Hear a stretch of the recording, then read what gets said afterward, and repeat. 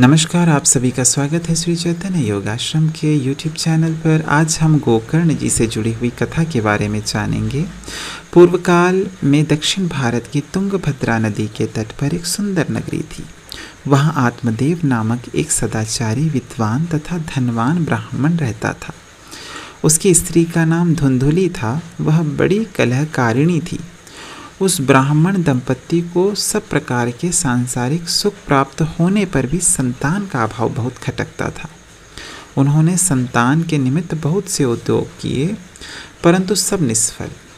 एक दिन इसी चिंता में ब्राह्मण घर से निकल पड़ा और वन में जाकर एक तालाब के किनारे बैठ गया। वहाँ उसे एक सन्यासी महात्मा के दर्शन हुए। ब्राह्मण ने उनसे अपने दुख का वृत्तांत कहा। महात्मा को ब्राह्मण पर बड़ी दया आई। उन्होंने उसके ललाट पर लिखी हुई विधाता की लिपि को वाचकर कहा, हे ब्राह्मण, तुम्हारे प्रारब्ध में 7 जन्म तक संतति का योग नहीं है, अतः तुम्हें संतान की चिंता छोड़कर भगवान में मन लगाना चाहिए। परंतु ब्राह्मण को महात्मा के वचनों से संतोष नहीं हुआ। वह बोला, महाराज, मुझे आपका ज्ञान नहीं चाहिए, मुझे तो संतान दीजिए, नहीं तो मैं अभी आपके सामने प्राण त्याग करता हूँ। ब्राह्मण के इस हठ को देखकर महात्मा ने कहा, तुम्हारा इस प्रकार हठ करना ठीक नहीं है। विधाता के लेख के विरुद्ध पुत्र प्राप्त होने से भी तुम्हें सुख ना होगा, किंतु फिर भी तुम ना मानो तो यह फल ले जाओ। इसे तुम घर ले जाकर अपनी स्त्री के साथ खा लो, इससे तुम्हें पुत्र होगा। परंतु तुम्हारी स्त्री को चाहिए कि वह पुत्र उत्पन्न होने के समय तक पवित्रता से रहे, सत्य बोले, दान करे और एक समय भात खाकर जीवन निर्वाह करे। इससे तुम्हें अच्छी संतान होगी। यह कहकर ब्राह्मण को उन्होंने एक फल दिया। ब्राह्मण ने यह फल ले जाकर अपनी स्त्री को दे दिया। उसकी स्त्री ने सोचा, फल खाने से मुझे नियम पूर्वक रहना पड़ेगा और गर्भधारण से भी कष्ट होगा और पुत्र उत्पन्न हो जाने पर उसके लालन पालन में बड़े कष्टों का सामना करना पड़ेगा। इससे तो बांझ रहना ही अच्छा है। यह सोचकर उसने फल अपनी गौ को खिला दिया और पति से झूठ मूठ कह दिया कि मैंने फल खा लिया। उन्हीं दिनों उसकी छोटी बहन गर्भवती हुई। धुंधुली ने उसके साथ यह तय कर लिया कि जो संतान उसे होगी उसे लाकर वह धुंधली को दे देंगी। समय आने पर धुंधुली की बहन के एक पुत्र हुआ और उसने उसे लाकर धुंधुली को दे दिया। लोक में यह प्रसिद्ध कर दिया गया कि धुंधुली के पुत्र हुआ है और उसका नाम धुंधकारी रखा गया। 3 मास के अनंतर गौ को भी एक बालक उत्पन्न हुआ। उसके सभी अवयव मनुष्य कैसे थे, केवल उसके कान गौ कैसे थे, इसीलिए उसका नाम गोकर्ण रखा गया। यही हमारे चरित्र नायक है। गोकर्ण देखने में बड़े सुंदर, तेजस्वी और बुद्धिमान थे। ये थोड़ी ही अवस्था में बड़े विद्वान और ज्ञानी हो गए।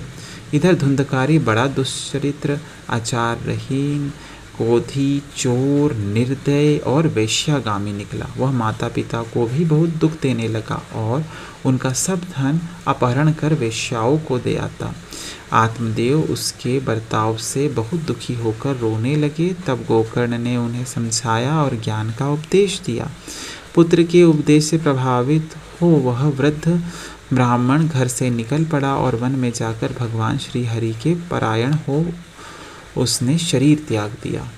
पिता के चले जाने पर धुंधकारी ने उसका सारा धन नष्ट कर दिया और अपनी माता को बहुत सताने लगा, जिससे दुखी होकर उसने कुएं में गिरकर प्राण त्याग दिए। गोकर्ण ने भी अपना घर में रहना उचित ना समझा और वे तीर्थ यात्रा के निमित्त वहाँ से चले गए। उन्हें माता की मृत्यु और पिता के वनवास का तो घर की सारी संपत्ति के नष्ट हो जाने का तनिक भी दुख ना हुआ, क्योंकि उनकी सर्वत्र संबुद्धि हो गई थी। उनकी दृष्टि में ना कोई शत्रु ना कोई मित्र था। इधर धुंधकारी 5 वेश्याओं को लेकर स्वच्छंदता पूर्वक घर में ही रहने लगा। एक दिन उन वेश्याओं ने उसे बड़ी निर्दयता पूर्वक मार डाला और उसके शरीर को कहीं गड्ढे में डाल दिया। धुंधकारी अपने दूषित कर्मों से प्रेत योनियों को प्राप्त हुआ और इधर उधर भटकता हुआ बहुत क्लेश पाने लगा। गोकर्ण ने जब उसकी मृत्यु का समाचार सुना तो गया जाकर वहाँ उसका श्राद्ध किया और फिर जिस जिस तीर्थ में वे गए वहाँ उन्होंने बड़ी श्रद्धापूर्वक उसका पिंडदान किया। गोकर्ण तीर्थ यात्रा कर लौट आए। वे जब रात को घर में सोने गए तो प्रेत बना हुआ धुंधकारी वहाँ अनेक प्रकार के उत्पात मचाने लगा। गोकर्ण ने देखा कि अवश्य ही यह कोई प्रेत है और बड़े धैर्य के साथ उसे पूछा कि तू कौन है, तेरी यह दशा किस प्रकार हुई। यह सुनकर धुंधकारी बड़े जोर से रोने लगा, किंतु चेष्टा करने पर भी कुछ बोल ना सका। तब गोकर्ण ने अपनी अंजलि में जल लेकर मन ही मन कोई मंत्र पढ़ा और उस जल को उस प्रेत के ऊपर छिड़क दिया, जिससे वह पाप मुक्त होकर बोलने लगा। उसने बड़े दीन शब्दों में अपना सारा वृत्तांत कह सुनाया और उस भीषण यातना से छूटने का उपाय पूछा। गोकर्ण ने सोचा कि जब इसकी गया श्राद्ध से भी मुक्ति नहीं हुई तब इसके लिए कोई असाधारण उपाय सोचना पड़ेगा। साधारण उपायों से काम नहीं चलेगा। उन्होंने प्रेत से कहा, अच्छा इस समय तुम जाओ, तुम्हारे लिए अवश्य कोई उपाय सोचेंगे, भय ना करो। दूसरे दिन गोकर्ण ने कई विद्वान योगी ब्रह्मवादियों से इसके विषय में परामर्श किया। उन सब की राय यह हुई कि भगवान सूर्य नारायण से इस विषय में पूछा जाए और वे जो उपाय बतावे वही किया जाए। गोकर्ण ने उसी समय सबके सामने मंत्र बल से भगवान सूर्यदेव की गति को रोककर उनकी स्तुति की और उनसे इस संबंध में प्रश्न किया। सूर्यदेव ने स्पष्ट शब्दों में यह कहा कि इसकी श्रीमद् भागवत से मुक्ति हो सकती है, उसका 7 दिन में पाठ करो। यह सुनकर गोकर्ण श्रीमद् भागवत के पारायण में प्रवृत्त हुए। गोकर्ण के द्वारा श्रीमद् भागवत के पाठ का समाचार सुनकर आसपास के गांवों के बहुत से लोग वहां एकत्रित हो गए। जिस समय व्यासासन पर बैठकर गोकर्ण ने कथा कहनी शुरू की, उसी समय धुंधकारी प्रेत भी कथा मंडप में आया और बैठने के लिए इधर उधर स्थान ढूंढने लगा। उसने देखा कि वहाँ 7 गांठ का एक ऊंचा सा बांस खड़ा है। वह वायु रूप होकर उसी के जड़ के एक क्षेत्र में घुसकर बैठ गया।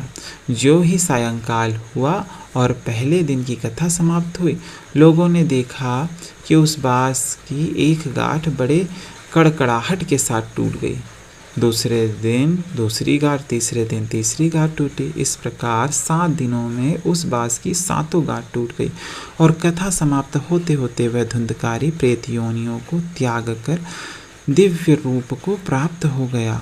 लोगों ने देखा कि उसके गले में तुलसी की माला पड़ी हुई है, मस्तक पर मुकुट विराजमान है, कानों में कुंडल सुशोभित है, उसका श्याम वर्ण है, वह पीतांबर पहने हुए वह गोकर्ण के सामने आकर खड़ा हो गया और हाथ जोड़कर कहने लगा, भाई गोकर्ण, तुमने मुझ पर बड़ी दया की जो मुझे इस प्रेत योनि से छुड़ाया। अब मैं इस दिव्य शरीर को प्राप्त कर भगवान के परम धाम को जा रहा हूँ। देखो, मेरे लिए वह विमान खड़ा है और भगवान विष्णु के पार्षद मुझे बुला रहे हैं।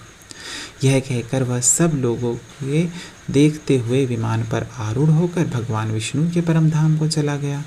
श्रावण के महीने में गोकर्ण ने फिर उसी प्रकार श्रीमद् भागवत की कथा कही। कथा समाप्ति के दिन स्वयं भगवान अपने पार्षदों सहित अनेक विमानों को साथ लेकर वहाँ प्रकट हुए और जय जयकार की ध्वनि से आकाश गूंज उठा।